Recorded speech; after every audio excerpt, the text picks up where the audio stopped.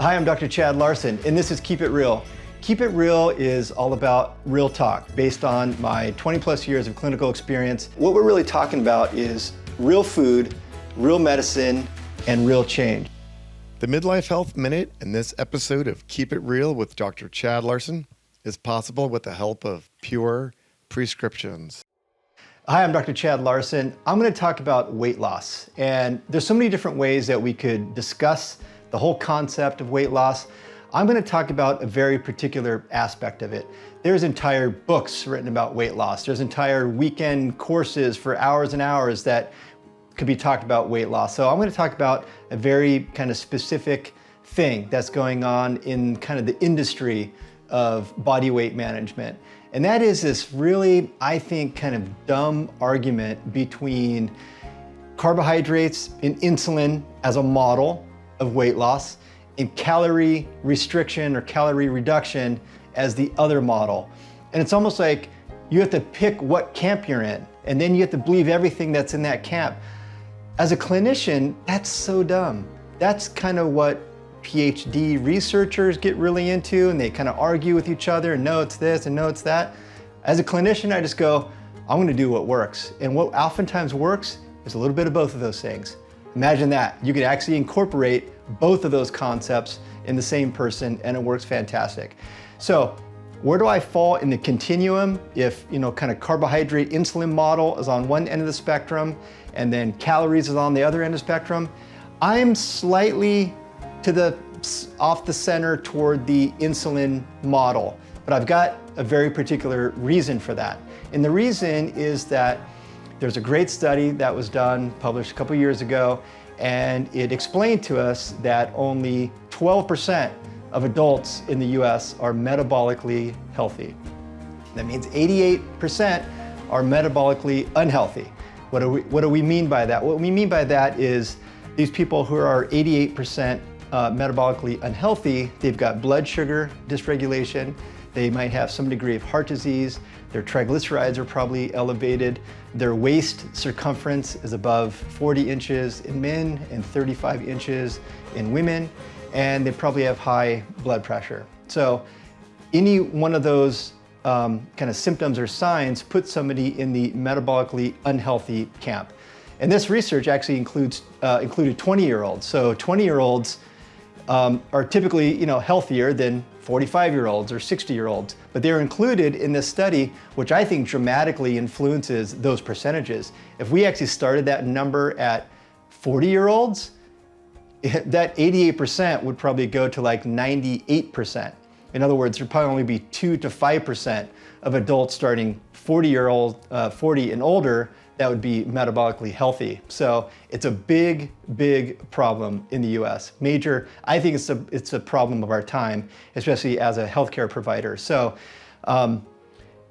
that's the reason why I lean toward focusing on the importance of insulin, because most people who are metabolically unhealthy and have excess body fat, we have to help them manage their insulin. And I'll come to calories in just a moment, but insulin is the gatekeeper of, are you in fat burning mode or are you in fat storage mode? If your insulin is elevated, and I look at everybody's fasting insulin, if your insulin is elevated, you are in fat storage mode.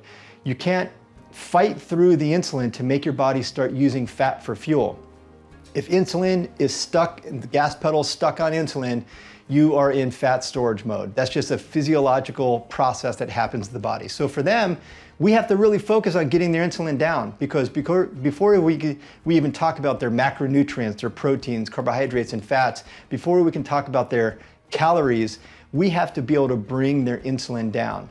So that's why that's oftentimes a big part of initially helping somebody to become more what we call fat adapted, the ability to be able to use fat for fuel.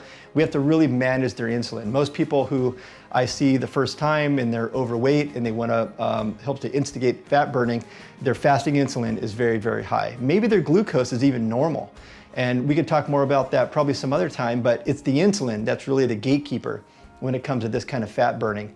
And so how does calories fit into the model? So We already talked about the important influence of insulin. Insulin being kind of the gatekeeper. Is the body stuck in fat storage mode, or are we able to burn fat? Insulin really helps to dictate that. Where do calories come in? We could put somebody on, let's say, a really low carbohydrate diet, and I follow up with their fasting insulin.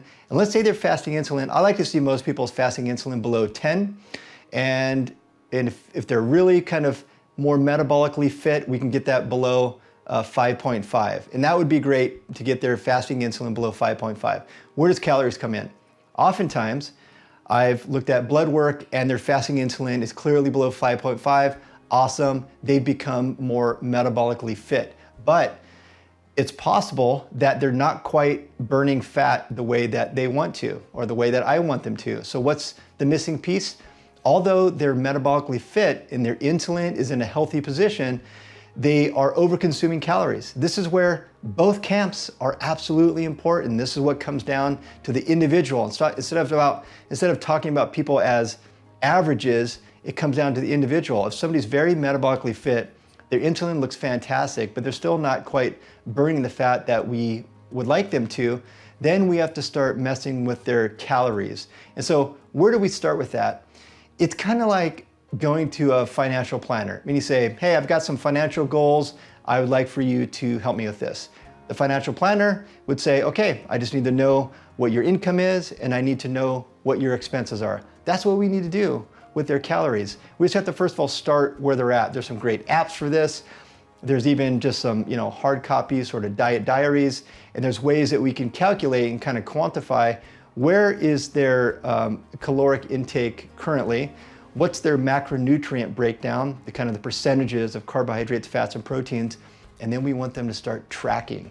This is kind of a magic situation. In somebody who truly has stubborn fat in their system that their body just doesn't seem to be working with, there's great studies that really help us to confirm that tracking does something, provide just a fantastic tool for number one, help us to understand where their calories are going, how they're being burned, how much is actually in their system, because the thing is, we are notoriously terrible historians of how many calories. If you just ask someone how many calories you think you had, we're way off if we just kind of do it off the top of our head. If we can actually quantify it, then I know that we can start to put the right pieces together to help them start burning fat. So that's kind of the thing that I wanted to discuss in this whole concept of weight loss and fat loss, is kind of this weird, kind of binary thing. You're either in the insulin camp or you're in the caloric camp. They both matter, okay? That's the key thing, they both matter. One last little tidbit that I wanted to kind of throw out there a little bit is there's some, the way that most people get their body fat analyzed is using the BMI, the body mass index. It's a calculation that is largely based on sort of age and weight, and it's actually not a great formula for certain body types, especially certain muscular body types, or even certain sort of different types of people, body types. The BMI doesn't work. It shows that they are totally overweight, which is above 25 on their BMI, or obese is above 30, and the person clearly isn't. So there's a whole different concept, which is body composition. How is the weight kind of distributed in the system? And there's a really simple at-home tool that you can use to kind of measure how is your degree of sort of unhealthy body fat. The unhealthy body fat is what we call the visceral adipose tissue. That's the kind of fat that we're really trying to go after from a health standpoint. And this is the fat that sits around the abdominal section. And it's a type of fat that is easily measured with a tape measure. We take a tape measure around the waist, and in women, you want to measure kind of at the level of the belly button, and then also at the most narrow part. In men, we can just go straight around the belly button, and that gives us our waist circumference, and then we want to measure our height. And then we want to basically just divide those two, and we come out with our waist to height ratio. It's a very, very simple ratio, and we want that ratio to be, you basically want your waist circumference to be less than half of your height.